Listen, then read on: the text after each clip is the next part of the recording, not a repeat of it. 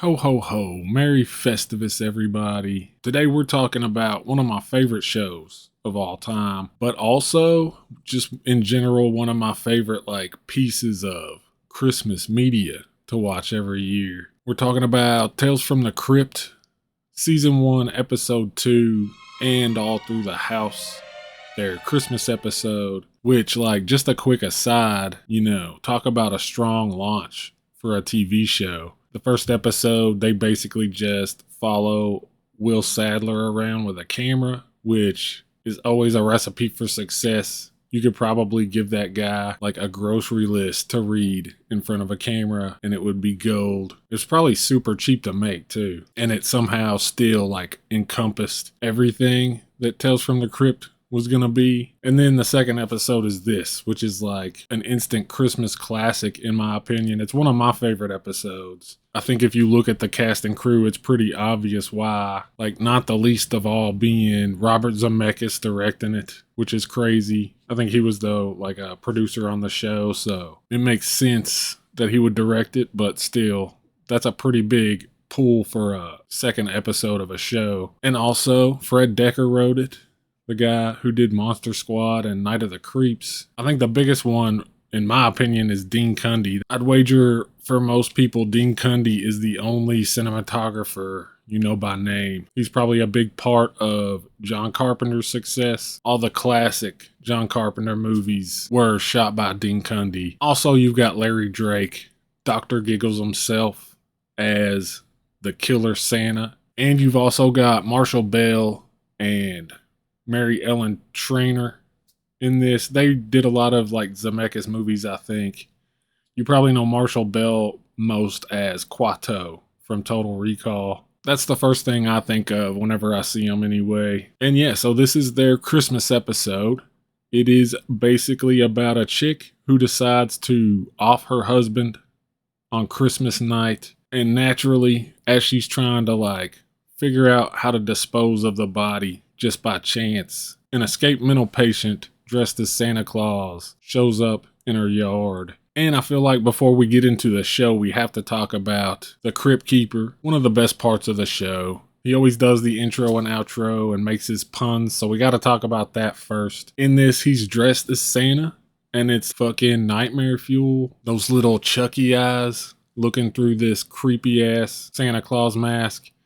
It works. And he gives us 3 puns in this little intro. One of them is a pun about a clause in his contract. One is a play on a Christmas goose and goosebumps. And the last one is about holiday fear, holiday cheer. Pretty solid puns, I'd say. I mean, they're not always the most inventive puns. They're usually just there to get a little chuckle, and these are strong ones, I think. Also, too, going back to these episodes, the really early ones, it's really noticeable how, unrefined John Kassir's voice acting for the Crypt Keeper is. It's a little rough. It's not as, shrill, or I guess shrill is the word, or, expressive. It's more like a low, gravelly voice, if you know what I'm saying. But yeah, anyway. Then we cut to the story. And right off the bat, the opening is Christmassy as fuck. I mean, the whole episode is, but this first 5 seconds of the show is condensed, concentrated Christmas. You're zooming in from outside at a window with snow coming down, and you come through a Christmas wreath and pan over to a Christmas tree, candles. They're playing Have Yourself a Merry Little Christmas. There's a crackling fireplace. And then it's abruptly interrupted with murder. Something needs to be done about that fire. Have you got the poker?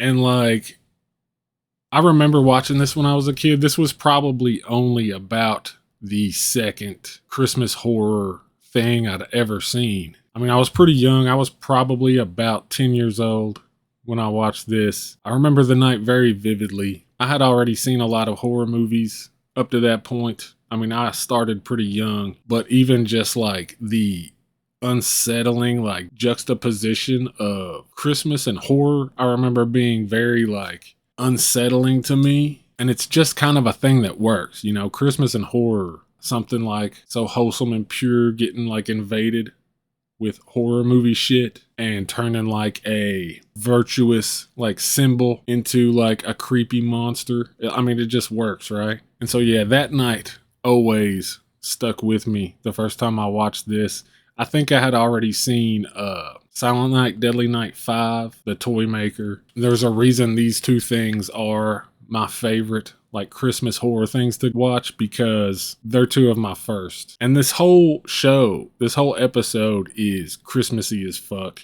All of the scenes outside in the yard are like that bitter cold feeling. There's like snow pouring down. They have like the howling wind and the footprints through the snow. It's all very Christmassy in that regard. And then like the inside shots are all warm and cozy with soft lighting and like twinkling lights and shit. They play a couple of like Christmas classics. Santa, his tail for when he's like lurking nearby is like a subtle jingling of bells in the distance. The whole thing is oozing with the holidays. And like most Tales from the Crypt episodes, it's got that really like mean-spirited sense of humor going on. To be honest with you, the Black Christmas remake always kind of reminded me of this. I think it's like the whole murdering a spouse in front of a kid on Christmas thing is probably like the biggest link. Also, though, the first 10 minutes of Black Christmas reminds me of a Tales from the Crypt episode. I always thought like that scene in the asylum where they're talking about Billy and the way he escapes and stuff always felt like a Tales from the Crypt episode. That adds no bearing to the review. That's just like a thought I had. They both have a very similar like Christmas aesthetic to them. And the story here is pretty solid. The whole, the mean-spirited humor thing I was talking about, this whole thing plays out like a comedy of errors. This chick like kills her husband like on a whim. It was pre-planned, right? Because she calls that dude, who, by the way, sounds like a piece of shit. Hey, it's the Big Monster. I'm out partying. Leave your name, number, and measurements. Like, he's probably going to just like steal all that money and leave, or would have anyway, spoiler alert. Yeah, it was premeditated, but you can tell she's kind of like been thinking about it, hasn't been able to nut up yet, and this is just like the night it happens. And like all along the way, everything she does is like kind of the wrong move. Like when Santa first shows up, she gets in the house, she gets on the phone, and then remembers that she just killed her husband. So she feels like she can't call the police, so she hangs up. That's like one of her big mistakes. But then yeah, eventually she comes to the realization like, I could just frame him for the murder and get off scot-free, which would have worked, had things played out in her favor. But like she like locks herself out of the house at one point. Then she turns around and locks herself into a closet. She gets the axe from him and then basically just like hands it back to him at a certain point. She's got this little kid running around, which I haven't even mentioned. That's like one of the big dangling carrots of the whole episode, is that she's got this little shit kid like running around asking about fucking Santa Claus every 5 seconds. And like one of the big looming threats is the possibility of what this crazy feral like Santa Claus would do if he got to the kid. So yeah, this chick has to basically like spend the whole runtime of the episode juggling like her husband's dead body, this killer Santa Claus, and this fucking kid upstairs trying to sneak a peek at Santa. And like, honestly, at the end of the day, you're kind of rooting for Santa. Cause like, yeah, he's like a killer or whatever, but he's just crazy. This chick is like a piece of shit.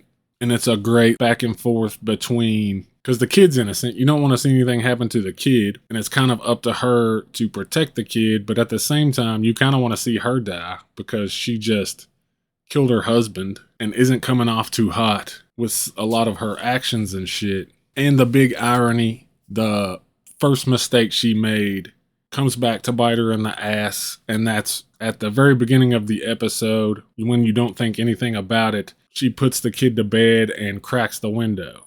So, yeah.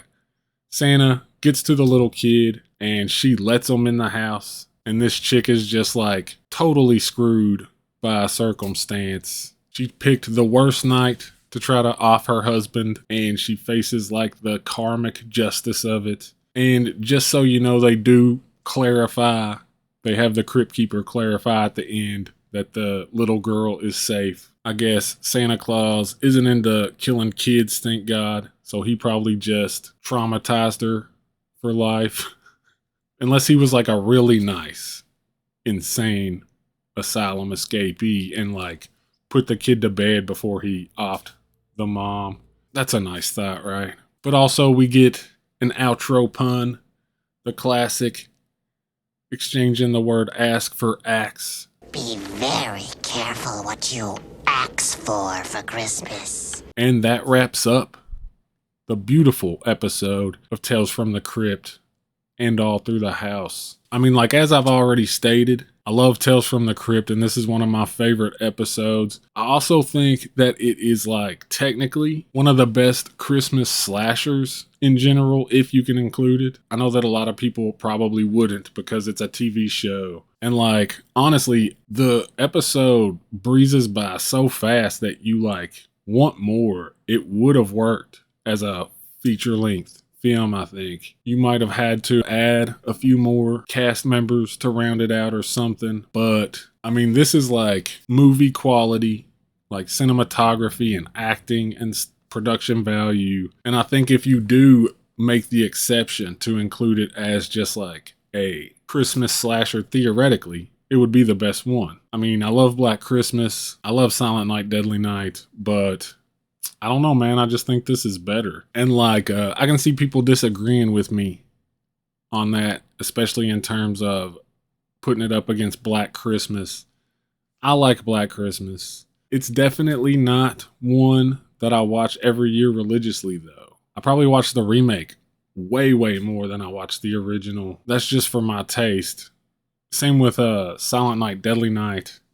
I'm the guy who I usually just end up watching part 2 because it summarizes the first one and then gives you all that Eric Freeman goodness. But yeah, this is something I watch every year pretty religiously. It's also got that aspect of, as much as I said it's too short, and I still think that, and it could have been a feature-length movie, it's easy to throw on because it's so short.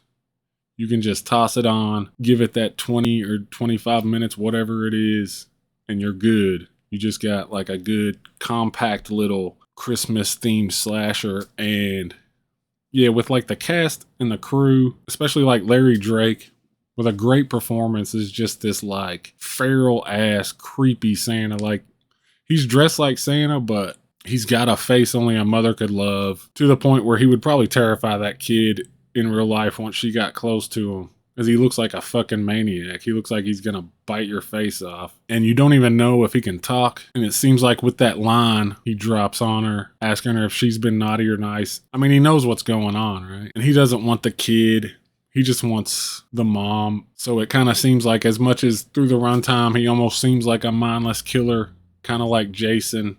I don't think he was. But yeah, the cinematography, like I said, Dean Cundy. I mean, all these beautiful shots you're working with that kind of like not only work with the horror, but also work to make it feel like a legit Christmas thing in between all the horror and the shit where she, like, you know, because like to frame him or whatever for the murder, she decides to hit like perfectly on her husband's head where she killed him with the fire poker to like hide that with an axe wound, because like everybody knows this guy uses an axe or whatever, and she like sticks it in his head, and then it's kind of used as the classic like axe in a tree stump, you know, they have in horror movies, where it'll be there and then the next time they show it, it's gone, showing that the killers grabbed it.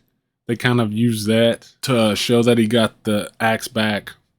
But it's just funny because it's in somebody's head instead of like a tree stump. They also use like a snow angel imagery, kind of where, you know, the killer's downed and his body is like laying on the ground in slasher movies, but in this case, it's in the snow. So like they just used a lot of clever, classic slasher elements and like fit them to this story in really cool ways, in my opinion. And yeah, if you haven't seen it for whatever reason, go out and see it. Because, I mean, it's Tales from the Crypt. You need to see the whole series anyway. And yeah, if you have seen it, throw it on, man. It's Christmas time. I highly recommend it. And yeah, there you have it. There you go. There's our little conversation about And All Through the House from Tales from the Crypt. I don't know if you can hear that. I wish these loud ass vehicles would quit driving by. But anyway, yeah, that's it. Thanks for watching. Hope you enjoyed it. And until next time.